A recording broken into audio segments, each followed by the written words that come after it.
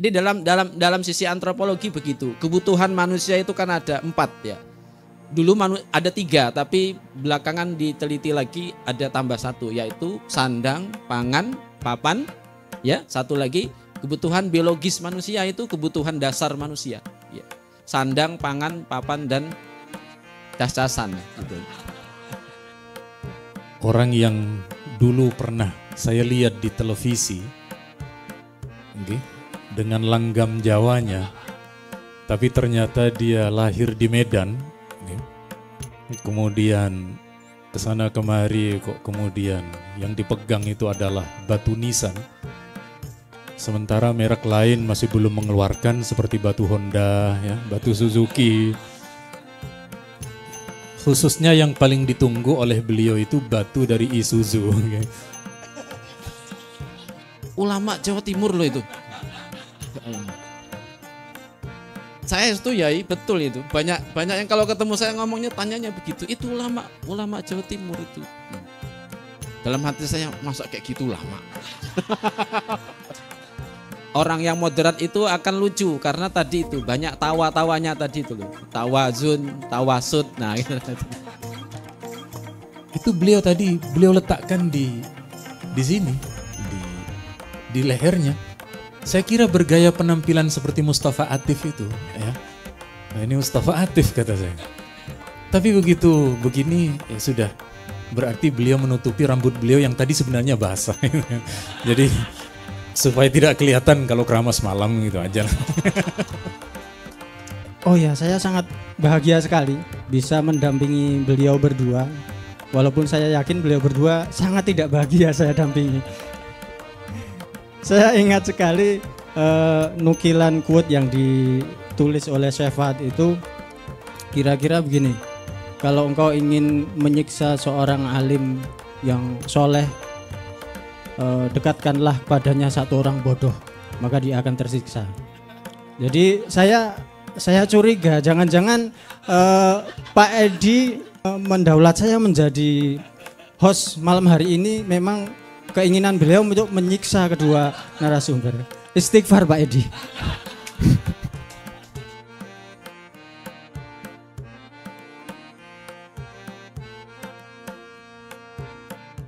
Terima kasih yang tak terhingga untuk the one and only one, satu-satunya Pak Edi, ya kan? Karena hanya Pak Edi yang bisa jadi Pak Edi. Iya. Kalau Pak Edi nyari nyari host yang lebih senior tentu banyak. Kalau Pak Edi nyari host yang lebih canggih gitu ya banyak. Tapi kalau Pak Edi nyari host yang lagi butuh job ya saya orangnya. Iya, lagi butuh job banget. Ya terima kasih sekali Pak Edi. Ya malam hari ini kita kedatangan dua narasumber yang sangat spesial, sangat istimewa, tapi istimewanya bukan dengan 2 telur karena memang 2 telur sebenarnya sudah biasa gitu ya. Biasa wae. Baik, saya perkenalkan dulu bintang tamu kita, narasumber kita pada malam hari ini karena memang tugas host salah satunya adalah memperkenalkan narasumber gitu ya. Narasumber yang pertama, beliau adalah yang dalam minggu-minggu terakhir ini sangat viral begitu di Jakarta, di Indonesia bahkan. Terutama kemarin sebelum dan pasca penentuan Wapres dan Cawapres. Ya, beliau adalah MK dan sekarang menjadi MK, tapi ada S-nya jadi MK, MKS. Ya, kita sambut beliau adalah Kiai Haji Ma'ruf Khozin. Nah, MKS-nya itu karena beliau menjadi pengasuh di Majelis Kalbun Salim. Baik. Kemudian beliau ini adalah Ketua Fatwa MUI Jawa Timur. Beliau juga seorang Direktur Aswaja Center NU Jawa Timur. Beliau seorang kiai, seorang mubalik, tadi disampaikan juga seorang cendekiawan muslim yang sangat luar biasa, seorang penulis juga dan aktif di dunia medsos, terutama di Facebook. Banyak sekali ilmu-ilmu yang beliau berikan di Facebook begitu ya. Silahkan diikuti akun beliau. Akunnya sudah centang biru. Ya, kalau yang yang narasumber kedua belum centang biru. Beliau ini serius tapi senang sekali bercanda. Serius tapi senang humoris. Cuman humorisnya beliau ini, cara bercanda beliau ini akhirnya rusak setelah ketemu dengan narasumber yang kedua. Jadi makanya saya harus berdiri duduk di sini karena ini berbahaya nih kalau disandingkan secara langsung. Baik, aplaus yang meriah sekali lagi buat Kiai Haji Ma'ruf Khozin. Nah, sekarang narasumber yang kedua.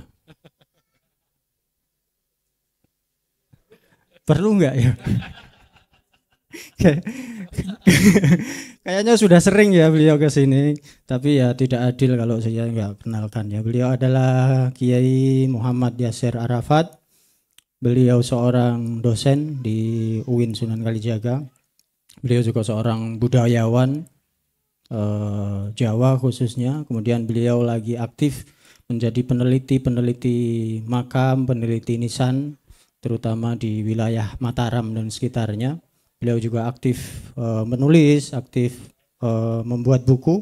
Beliau baru meluncurkan satu buku kemarin untuk edisi revisi, yaitu Nisan Hanyokrokusuman.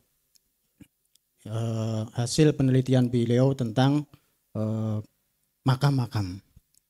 Beliau juga seorang Facebooker, bisa diikuti, tapi lebih baik tidak diikuti.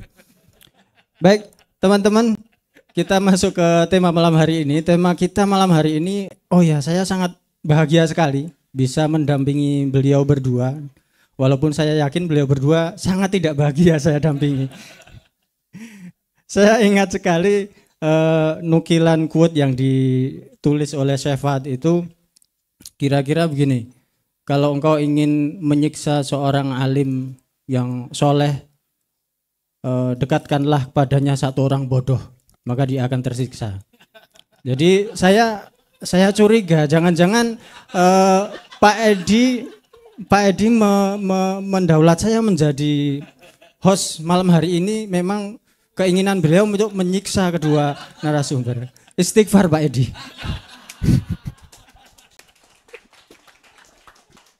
Baik, tema kita malam hari ini adalah khazanah akli dan nakli Islam moderat. Ini sebenarnya lumayan berat dan lumayan serius, tapi saya nggak yakin kalau ini nanti bahasanya jadi serius. Teman-teman, kita di Indonesia itu kan dikaruniai oleh Allah Subhanahu wa taala perbedaan, keragaman. Ada keragaman budaya, bahasa, suku, bahkan agama.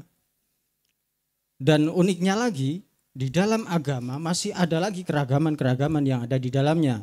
Contoh Islam misalnya, banyak sekali ada keragaman di dalamnya, ada perbedaan-perbedaan di dalamnya. Kayak misalnya baik itu aliran, mazhab, manhaj, kemudian gerakan-gerakannya.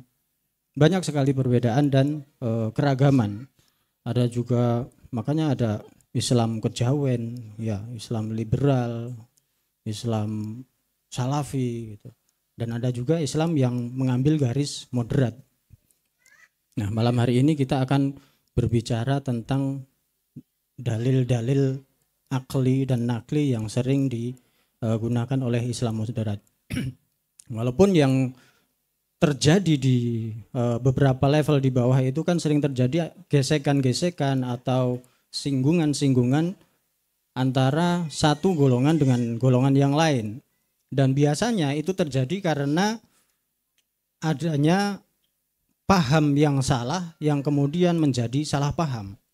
Paham yang salah di sini adalah paham yang menganggap bahwa pahamnya itu benar dan menganggap paham orang lain salah. Sehingga apapun yang berbeda dari pahamnya, berbeda dari golongannya dianggap salah.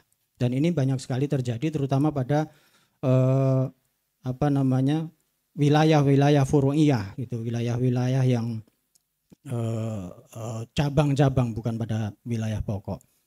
Nah, nanti saya persilahkan untuk sesi pertama Kiai Yasser Arafat untuk membuka dan membuat bingkai materi kita pada malam hari ini. Saya beri waktu mungkin 30 menit begitu nggih? Kelamaan. Oh, kelamaan. Ya. 5 menit. Oh. Ternyata enggak bisa lama ya. 30 menit masih kelamaan ya, wes enggak apa-apa ya. Nanti secukupnya saja ya. Nanti untuk sesi kedua Kiai Ma'ruf, karena ini baru pertama kali dan memang langka ya, paling enggak nanti 3 jam begitu nggih. Tahanlah masalahnya. Oke. Baik teman-teman, untuk sesi pertama saya serahkan waktu sepenuhnya kepada Kang Muhammad Yasser Arafat. Waktu dan tempat kami persilahkan. Bismillahirrahmanirrahim. Assalamualaikum warahmatullahi wabarakatuh. Alhamdulillahirabbil alamin. Shalatu wassalamu ala asyrafil anbiya'i wal mursalin wa ala alihi wa ashabihi ajma'in. Asyhadu an la ilaha illallah wa asyhadu anna Muhammadar Rasulullah.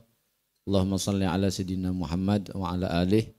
Subhanaka la ilma lana illa ma 'allamtana innaka antal alimul hakim. Rabbi shrah li sadri wa yassir li amri wa hlul 'uqdatam min lisani yafqahu qawli, amma ba'd. Yang kami hormati Sohibul Bait Bapak Edi Mulyono, yang kami hormati seluruh jajaran para penghuni kafe Basa Basi, ini para ashabul kafe ini penghuni kafe. Kemudian yang kami hormati juga guru kita bersama Romo Kiai Ma'ruf Khozin yang berkenan ikut hadir malam hari ini.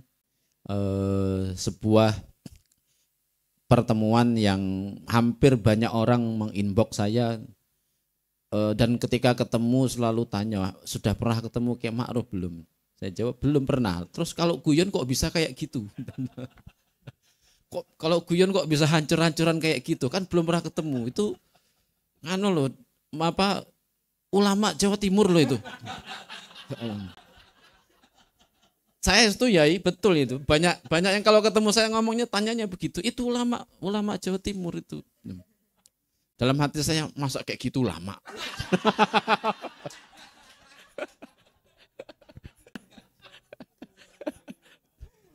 Terus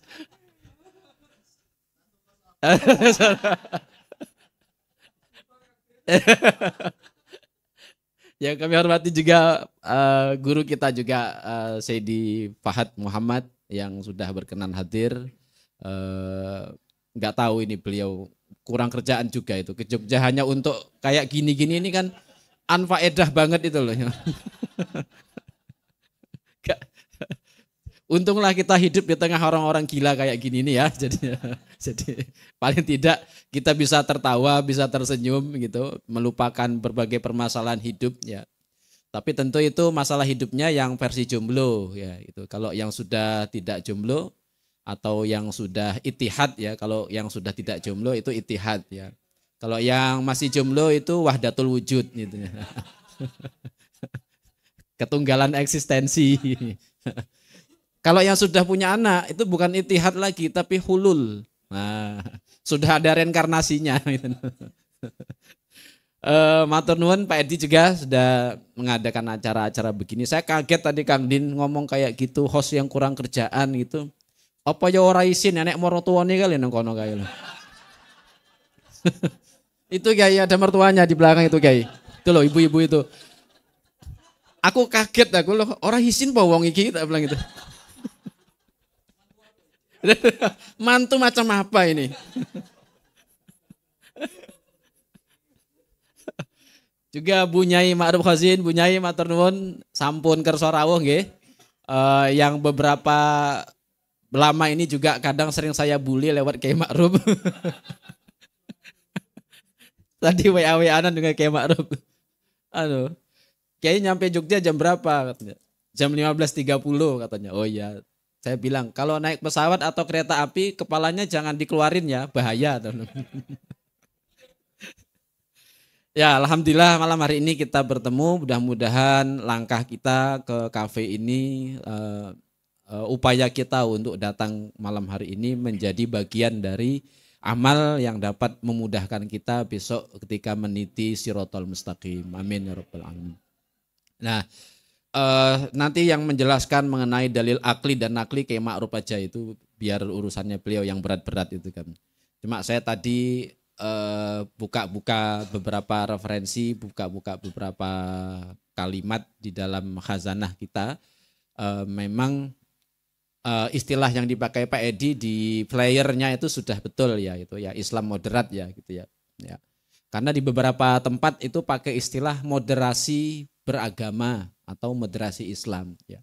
Itu tentu bagi jamaah Kalbun Salim bermasalah istilah moderasi itu gitu ya. Karena ada asinya gitu ya. Di masalah itu nanti itu. Dipermasalahkan. Pokoknya yang ada celah-celah itu tolong kalau posting hati-hati gitu ya. Jadi bisa dipermasalahkan hal-hal yang sepele-sepele itu dipermasalahkan gitu ya. Nah, itu bagian besar dari amal ibadahnya jamaah Kalbun itu. Para Kalbun itu punya kerjaannya ya begitu gitu ya. Nah, kemudian yang nanti menjadi bagian penting dari sikap moderat itu adalah dalam khazanah kesantrian kita menemukan ada istilah tawasud ya, tawazun, kemudian ta'adul ya. Nah, tentu orang yang moderat itu akan lucu karena tadi itu banyak tawa-tawanya tadi itu loh. Tawazun, tawasud. Nah, gitu. Kalau moderat tapi nggak lucu, ini moderatnya di mana ini gitu. Harus ada lucu, kan ada tawa, tawazun, tawasud, ta'adul dan tasamuh, mana gitu ya. Lebih banyak tawanya gitu ya. Jadi paling tidak ya kalau moderat ya lucu lah gitu ya. Gitu ya. Kalau tidak lucu ya bersedia untuk dibully kayak Kang Din ini loh. Ya. Kemudian ada yang menjadi bagian penting dari sikap moderasi ini adalah karena memang dia dalam beberapa kajian teman-teman kita di kampus, moderasi beragama atau Islam moderat ini merupakan fitrahnya manusia. Gitu ya. Karena manusia itu cenderung ingin mencari, bukan cenderung manusianya, tetapi diciptakan dengan natur atau nature atau keaslian ciptaan yang si manusia ini memang diciptakan dengan struktur begitu. Tubuh misalnya, bagian tubuh kita ini kan antara sehat dan sakit batasnya cuma sedikit. Gitu. Ya, terlalu dingin itu berbahaya, terlalu panas, makanya suhu tubuh kita itu kan antara 35, 36, 37 aja udah agak-agak aneh itu gitu ya. Tapi kalau mahasiswa biasanya suhu 37-nya di akhir bulan itu biasanya. Udah, kirimannya udah telat itu suhu badannya naik gitu kan. Nah, kalau tidur ada yang naik tiap pagi tanpa disuruh kan gitu kan. Nah, itu koma Zaidun itu namanya itu. Koma Zaidun. Nah, itu istighfar Kang Din. Nah, karena manusia memang ada di antara itu, antara di sakit dan tidak itu batasnya hanya ada di situ. Kalau suhu di bawah 35 itu bahaya. 35, 34 masuk 33 itu bahaya gitu.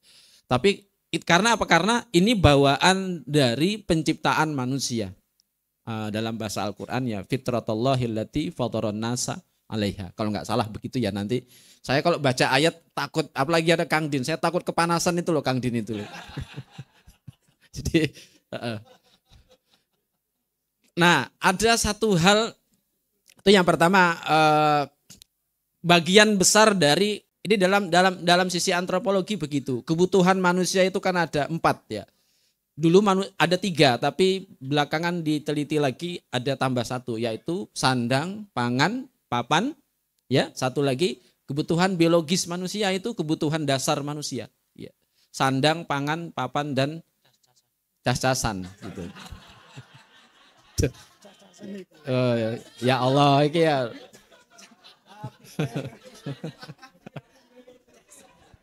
Itu bahayanya ketemu loh. Istighfar Kang Din. Nah, 4 kebutuhan dasar manusia ini dapat dipenuhi kalau manusia, kalau dalam bahasa kitab-kitab, bahasa kita itu kan memenuhi segalanya ala qadril hajah.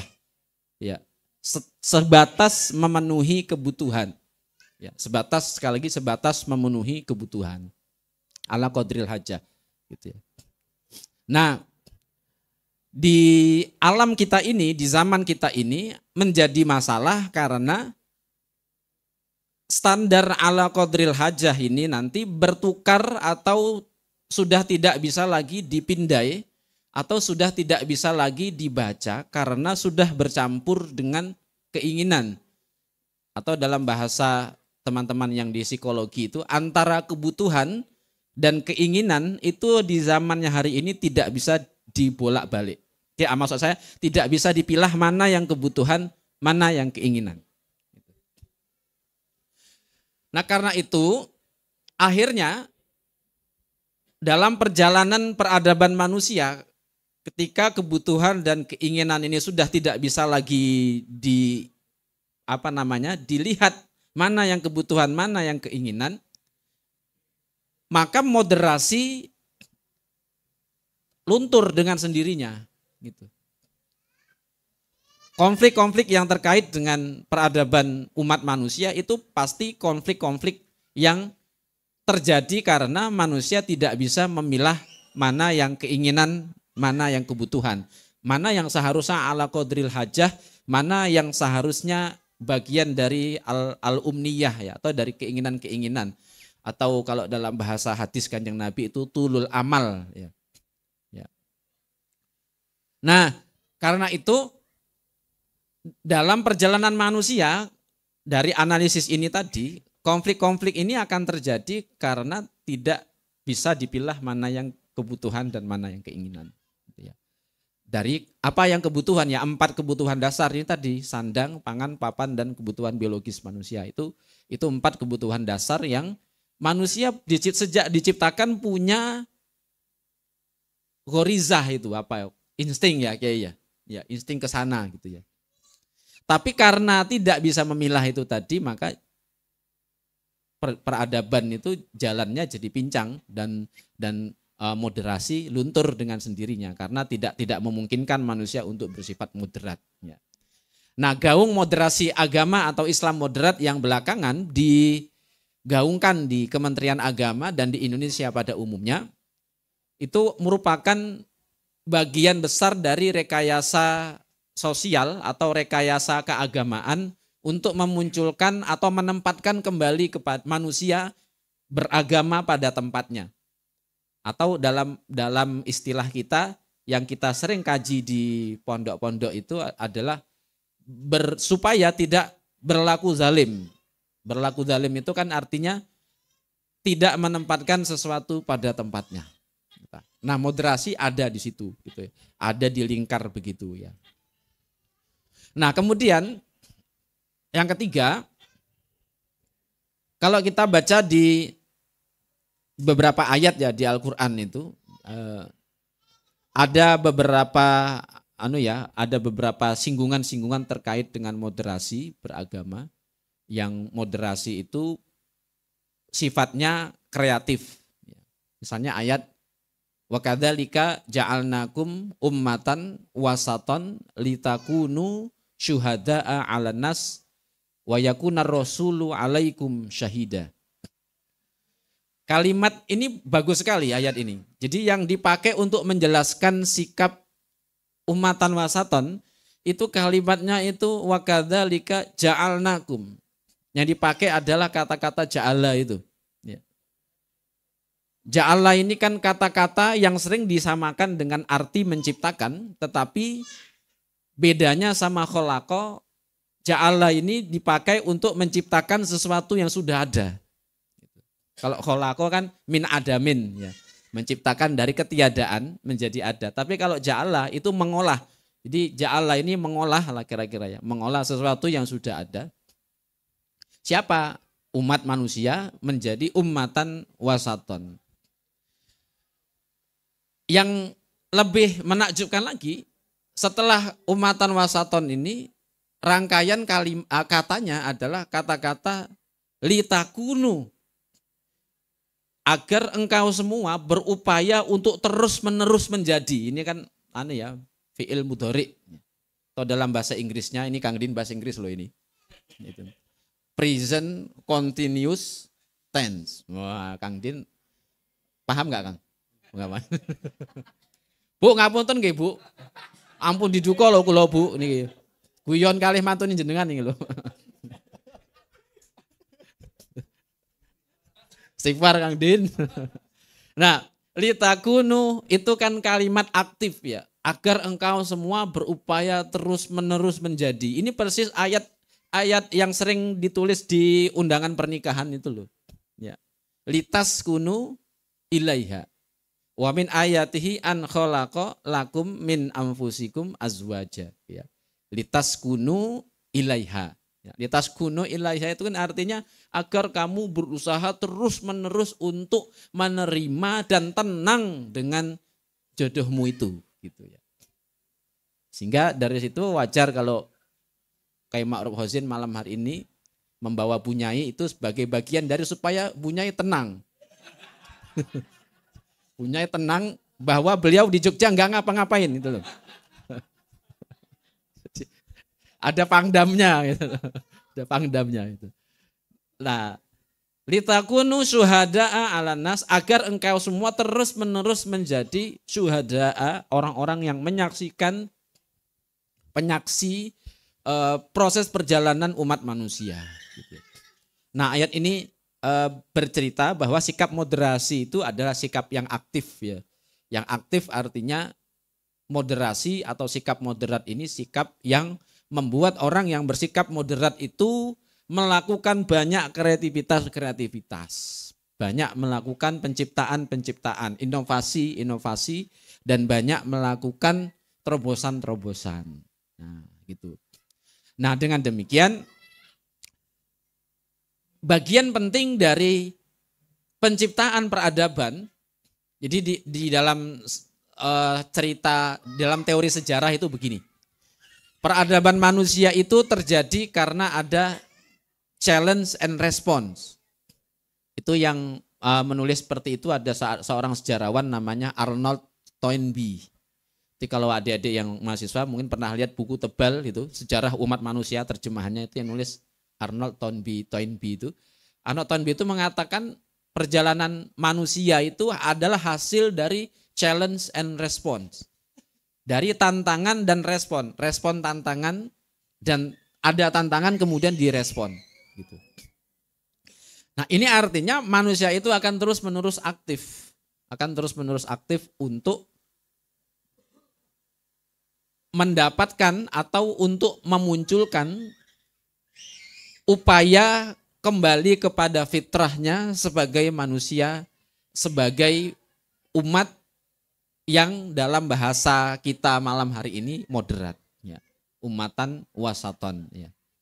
Nah, dengan demikian para hadirin sekalian, kita akan tahu bahwa bagian penting dari mengapa moderasi beragama ini belakangan penting untuk diwacanakan dan bahkan ada pelatihan-pelatihan rutinnya, itu karena memang proses perjalanan peradaban manusia hari ini itu memang perlu dikembalikan kepada fitrahnya. Ya. Fitrahnya yang tadi sudah saya sampaikan, fitrahnya itu ya tawasud, tawazun, ta'adul, dan nanti ada yang menambahkan dengan tasamuh. Gitu ya. Ini tidak terkait hanya golongan Islam loh, gitu, tidak terkait. Apalagi di alam medsos hari ini menjelang pemilu, nah ya sudah, tuh hati-hati. Beberapa teman sudah pamit dari grup WA karena di WA sudah mulai banyak polusi gitu ya. Kecuali yang di WA Majelis Kalbun Salim itu. Beberapa nggak pamit karena kok kerasan di situ gitu. Termasuk Kang Din. Nah, yang terakhir, khazanah peradaban kita sebenarnya memiliki rekayasa kebudayaan untuk sikap moderat. Misalnya di dalam khazanah kebudayaan masing-masing asal usul kita. Kalau di Melayu itu ada pepatah begini. Bagaimana angin hendak masuk kalau pohon semuanya tingginya sama? Artinya apa? Kalau semua pohon itu tingginya sama, bagaimana angin mau masuk ke rumah? Jadi ada pohon yang memang di depan rumah itu harus tinggi, tapi ada pohon yang tidak boleh tinggi. Nah, itu khazanah peradaban di Melayu ya. Kalau di Jawa nanti mungkin yang kemarin sempat diviralkan sama Mas Hamzah Sahal itu, yang dikomen sama Kiai Ma'ruf juga itu ya. Apa di Jawa itu ada istilah ing madya mangun karso gitu ya. Orang yang sudah sakmadya atau orang yang sudah wasaton, yang sudah tengah-tengah, itu ciri-cirinya dia bisa mangun karso, membangun peradaban, membangun keinginan-keinginan dan kreativitas-kreativitas. Jadi kalau sudah sakmadya pasti bisa menciptakan kreativitas. Nah, kadang ada orang mengatakan aku ki sakmadya wae. Aku ki ya biasa-biasa aja yo pas ngene ki ya sakmadya itu. Tapi ternyata enggak punya kreativitas, berarti belum sakmadya karena ciri-ciri orang sakmadya itu bisa mangun karso. Orang yang sudah mangun karso, membuat kreativitas, membuat ini itu yang bermanfaat bagi orang banyak, itu berarti dia sudah sakmadya gitu.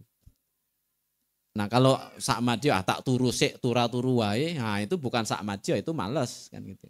Nah, ya biasa aja Mas, jangan terlalu cinta, jangan terlalu benci. Wah, gitu. Sehingga ada kan puisinya Sapardi ya, Djoko Damono itu, aku ingin mencintaimu dengan sederhana. Ya. Seperti apa itu lupa saya. Sudah lama nggak jatuh cinta soalnya kan itu. Karena tiap hari di rumah sudah tidak ada cinta. Karena di rumah itu yang ada kalau istilahnya Kiai Ma'ruf itu tekanan-tekanan. Iya karena kemarin beliau posting inilah upaya kami untuk lari dari tekanan di dalam rumah. Nah, ini sakmadya ini bagian penting dari khazanah kebudayaan di Jawa gitu. Orang yang sudah sakmadya maka dia akan mangun karso. Nah, dengan demikian tetapi ada yang tidak bisa moderat dalam diri manusia. Ada yang tidak bisa moderat dalam diri manusia, yaitu apa? Yaitu keinginan manusia untuk mencintai penciptanya. Nah, itu tidak bisa moderat. Ya. Karena apa? Karena itu bagian penting dari manusia yang mengabdi kepada pencipta. Maka tidak bisa moderat.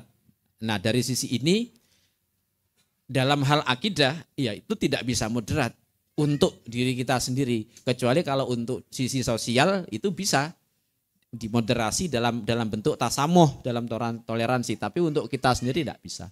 Gitu ya. Kalau istilah dalam istilah Syekh Fahad sering menyebutkan itu harus kejam kepada hawa nafsunya. Nah, gitu. Nah, tentu itu repot ya, ribet. Nah, lebih baik mikirkan cari duit, kemudian cari pekerjaan. Nah, nanti kalau sudah kaya, sudah punya duit, punya pekerjaan akan moderat dengan sendirinya. Gitu. Udah ayam ya. Ya, kalau untuk mahasiswa, untuk mengatasi itu, carilah kos-kosan, carilah tempat tinggal yang di dekat masyarakat NU. Ya, karena pasti di situ ada kendurinya, ada selamatan, jadi ya paling tidak sudah selamat kebutuhan makan malam. Nah, ya. Nah, sementara begitu untuk menyelamatkan hidupnya. Kalau di kampus, ya paling tidak ikut acara-acara kepanitiaan, nah kamu masuk di seksi konsumsi. Nah, gitu. Ya biar selamat hidupnya gitu ya. Nah kira-kira demikian, mudah-mudahan bermanfaat. Nanti akan dibabar secara panjang lebar oleh Kiai Ma'ruf ya. Tetapi juga apa yang beliau sampaikan nanti kalau ada yang kurang pas, jangan lupa Pak Edi tadi mengatakan harus bertanya dan bertanya passwordnya pakai kalimat afwan Ustadz atau afwan Kiai. Nah, ditutup dengan syukron jazakallah. Syukuran kasuron.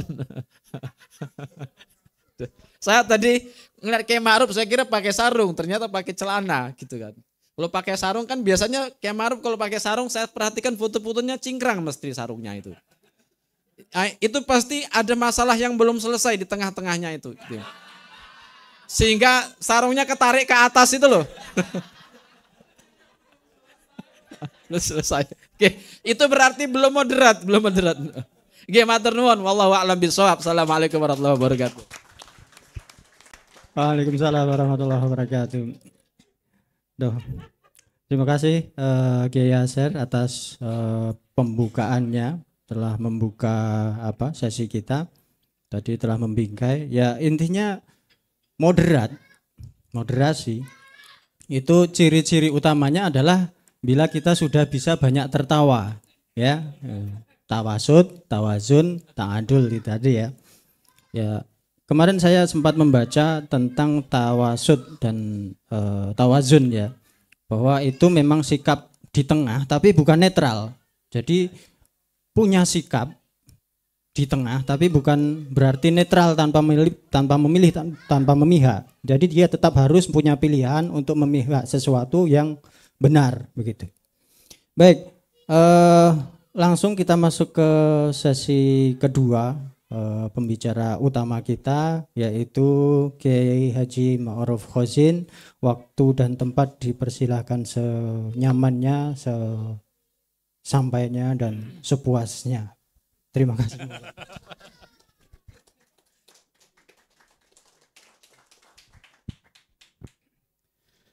Assalamualaikum warahmatullahi wabarakatuh. Yang hadir banyak, tapi yang jawab salam saya sedikit. Saya ulangi, semoga yang menjawab salam rezekinya lancar semua. Hutang dan cicilan cepat lunas. Karena yang datang ke sini tentu ingin melupakan cicilannya sementara waktu. Assalamualaikum warahmatullahi wabarakatuh. Alhamdulillah, wassalatu wassalamu ala rasulillah. Sayyidina Muhammad ibn Abdillah wa ala alihi wa sahbihi wa mawalah ma ba'du. Hadratal mukarramin wal mukarramat yang sangat saya muliakan, Sahibul Bait Bapak Edi yang dikenalkan oleh Lora Faizi, juga orang yang dulu pernah saya lihat di televisi, dengan langgam Jawanya, tapi ternyata dia lahir di Medan, kemudian kesana kemari kok kemudian yang dipegang itu adalah batu nisan, sementara merek lain masih belum mengeluarkan seperti batu Honda, ya, batu Suzuki. Khususnya yang paling ditunggu oleh beliau itu batu dari Isuzu.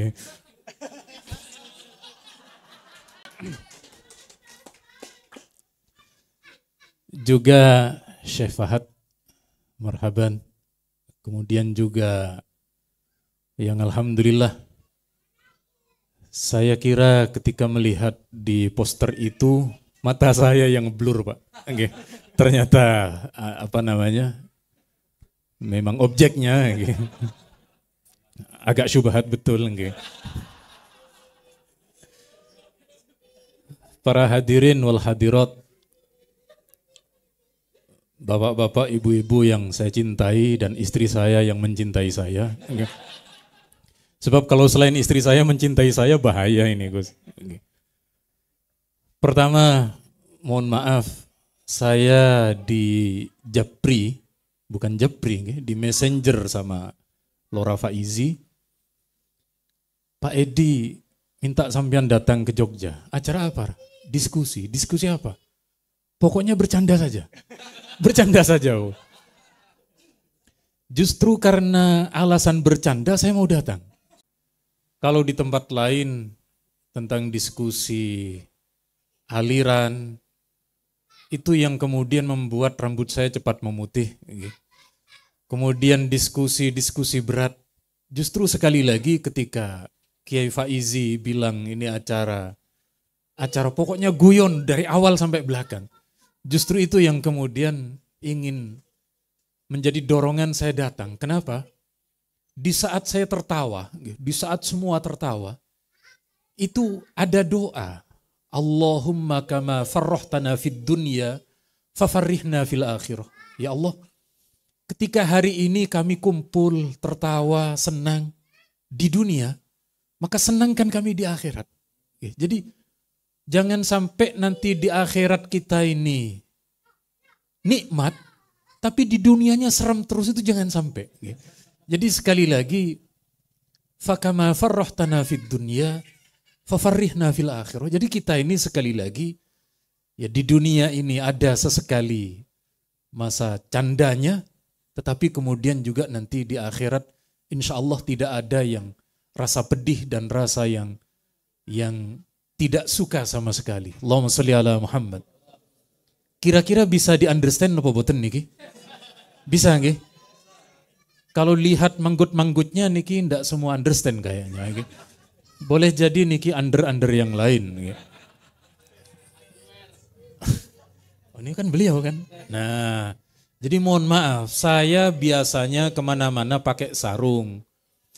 Cuma kali ini saja saya pakai celana. Karena di sini ada yang biasa posting sarung. Jadi Kang Din niki saya berharap bisa mengerti supaya pertemanan kita bisa terus jejaka tanpa duda, maka tolong segera kirim lagu Gurda. Ngapunten. Boten make kulo kirim nanti. Tapi itu kirim lagu Gurda, jaminannya yang di dalam burung Garuda. Allahumma sholli ala Muhammad. Boten. Jadi karena ini Jogja dikenal dengan dunia kampus, maka saya ingin berusaha untuk menyesuaikan, meskipun sebenarnya saya sudah sekitar 2 atau 3 tahun ini tidak pakai celana, jadi makanya tadi agak kerasa seret gimana gitu Pak dosen. Jadi sekali lagi ingin merasakan karena kami di Surabaya itu kuliah subuh sudah hampir 10 tahun nggak dapat gelar sarjana. Kalau panjenengan S1 sudah dapat sarjana, saya kuliah subuh sudah 10 tahun nggak dapat gelar sama sekali.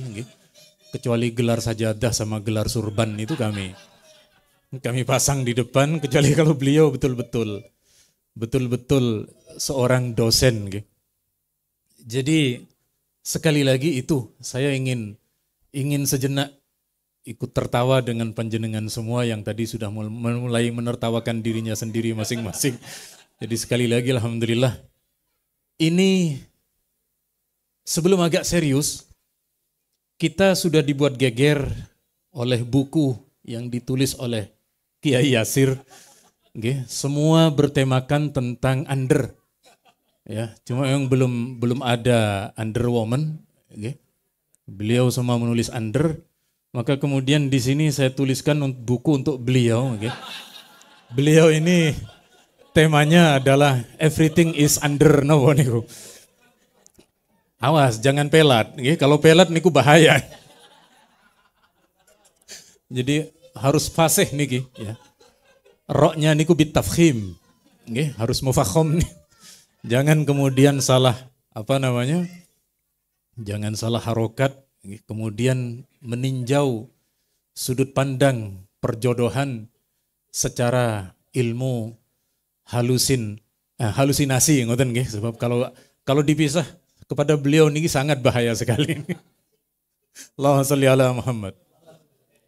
Tadi ada yang jawab 1-0, sekarang 2-0 ini.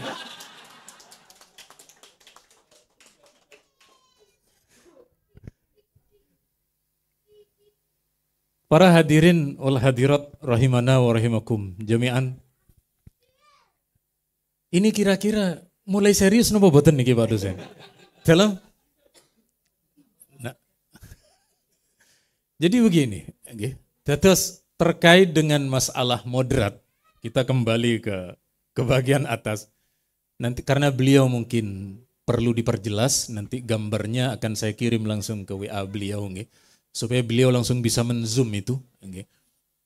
Jadi begini, Di Al-Quran sendiri, secara tanpa kita sadar, ada beberapa rangkaian niku memang oleh Allah disebut untuk kemudian selalu menjadi wasatiyah. Contohnya adalah di salah satu ayat, karena saya orang NU, agak sedikit berbeda dengan para ustadz di Muhammadiyah.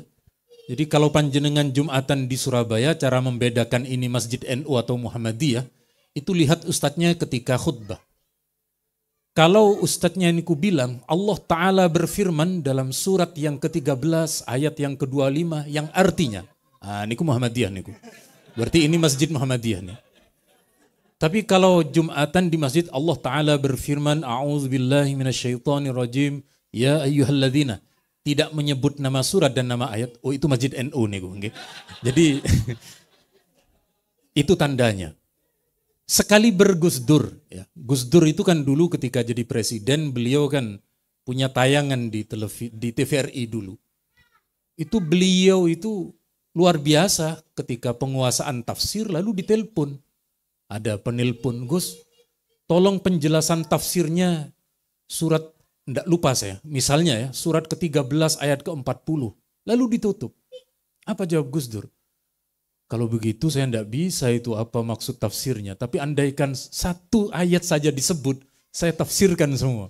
Oh berarti Gus Dur ini betul-betul NU. Jadi sekali lagi beliau bisa menafsirkan kalau ayatnya disebutkan, tapi kalau nomornya, karena orang-orang NU itu tidak biasa dengan masalah nomor, karena kalau menyampaikan nomor khawatir disalahgunakan oleh pendengarnya. Allahumma shalli ala Muhammad. Misalnya ayat niki yang di dalam surat Al-Isra kalau tidak salah, wala taghlul yadaka ila unuqik wala tabsudha kullal basti. Janganlah kamu menggenggam tangan kamu ke leher kamu. Wala tabsudha kullal basti, dan jangan terlalu boros. Di situ ada dua yang ekstrim, kebablasan meditnya, kemudian kullal basti, berlebihan di dalam berinfak. Nah, di situ kalau kemudian kita mengambil satu nalar akli, berarti Allah menyuruh yang tengah-tengah, yakni ngirit, iktisad. Ini mulai bahasa mulai bahasa kampus ekonomi syariah niki. Iktisad ini yang tengah-tengah.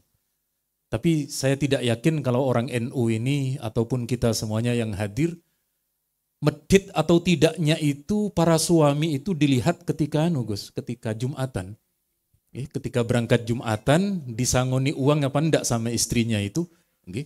Tiba-tiba lalu kemudian di depan ada kotak amal. Ketika diambil dari kantong kanan gambarnya Pak Karno itu biasanya dimasukkan lagi. Lalu dari kantong sebelah kiri ada gambarnya I Gusti Ngurah Rai atau gambar Juanda dimasukkan lagi. Baru dicari gambar pahlawan yang pegang golok begini. Baru dimasukkan ke kotak amal. Makanya di Surabaya itu ada populer kata-kata pahlawan paling merakyat itu Patimura. Karena dia yang paling sering datang ke anak yatim, dia yang paling sering ke masjid, bahkan nuwun sewu juga ke Ponten. Dulu di Surabaya itu ketika ada ponten di beberapa terminal, masih keluaran uang 2.000 baru. Jadi saat itu ada orang masuk ke dalam ponten, ke kamar mandi, dia cuma kencing. Dulu masih harga 1.000. Ketika dia datang pagi hari mau bayar 2.000. Sama pembaca yang baca koran, sama penunggunya yang baca koran, lupa enggak ada sosoknya Pak. Ini rupanya bangsa kami, juga bangsanya Pak Edi dari Madura. Terus gimana? Ya sampean masuk lagi satu kali lagi Pak, nanti genap 2.000 Pak. Allahumma sholli ala.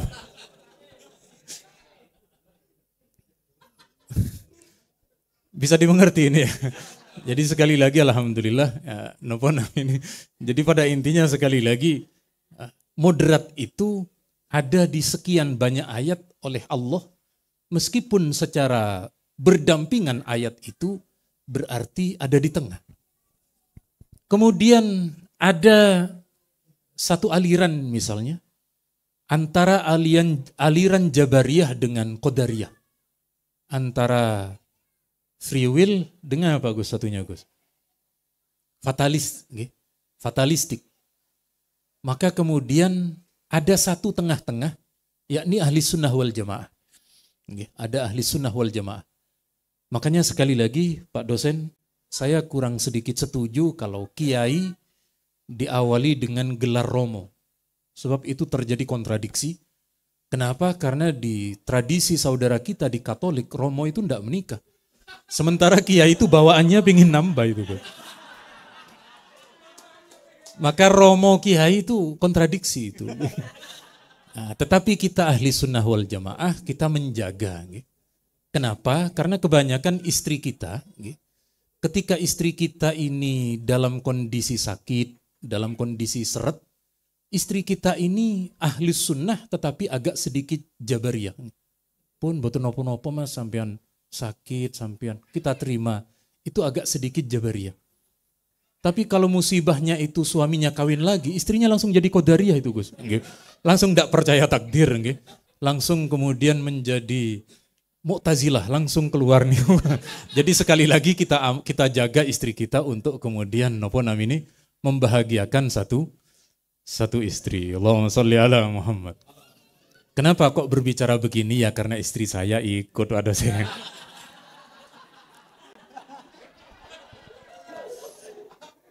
Kita ganti bahas topik. Kita ganti ke topik berikutnya. Sampai jam pinten nih.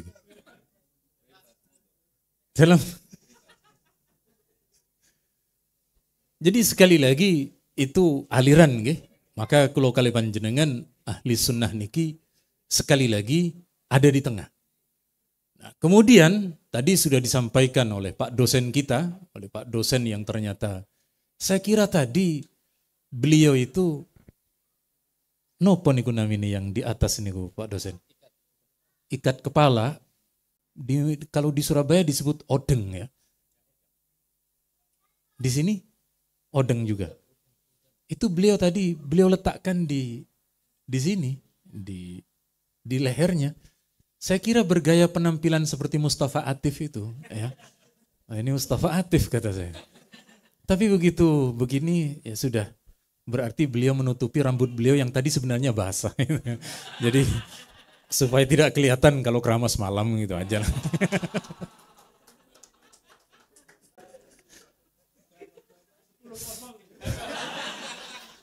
Karena saya diletakkan di bagian akhir, Pak.